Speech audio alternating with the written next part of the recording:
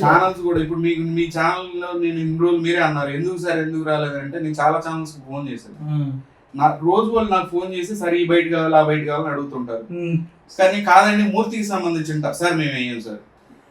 అరే బాబు బిఆర్ నాయుడుకి సంబంధించి ఆ టాపిక్ ఎందుకు అడగట్లేదు మీరు ఇవన్నీ మాట్లాడుతున్నారు, అది కూడా ఇంపార్టెంట్. టీటీడీకి సంబంధించింది అని అంటే సార్ మాది కూటమి పార్టీ వాళ్ళు కొనేసుకున్నారు, సో లేదంటే ఈ పలానా పార్టీ వాళ్ళు కొనేసుకున్నారు, లేదంటే ఈ పార్టీ వాళ్ళు కొనుక్కున్నారు. నేను చూసాను సార్ చాలా ఛానల్స్ అమ్మేసుకుంటున్నారు. అమ్మేసుకుని మొక్కలు చేసి కొంతమంది రాజకీయ నాయకులే తీసేసుకుని వాటితో సొంత డబ్బాలు కొట్టుకోవడానికి ప్రిపేర్ అవుతున్నారు.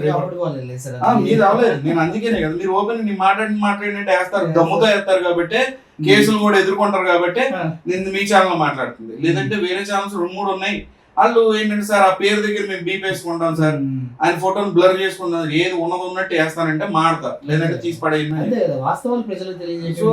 సో అట్టే రేపు ఎలక్షన్ కి ఇంతే సార్ మొత్తం ఈ ఛానల్ తోనే దుమ్దులు వేసేటట్టు ఉన్నారు.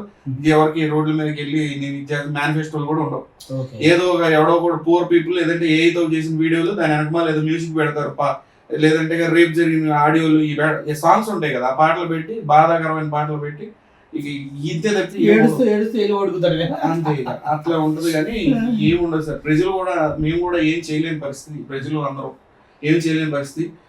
ఎంతో కొంత మార్పు రావాలి, మంచి ఒకళ్ళ ఇద్దరన్నా పొలిటీషియన్స్ ఉంటారు ప్రతి పార్టీలో, వాళ్ళన్నా కనీసం ఇటువంటి చర్యలు తీసుకుంటారేమో అనే ఇదిలో మనం ఈ వీడియో చేస్తాం.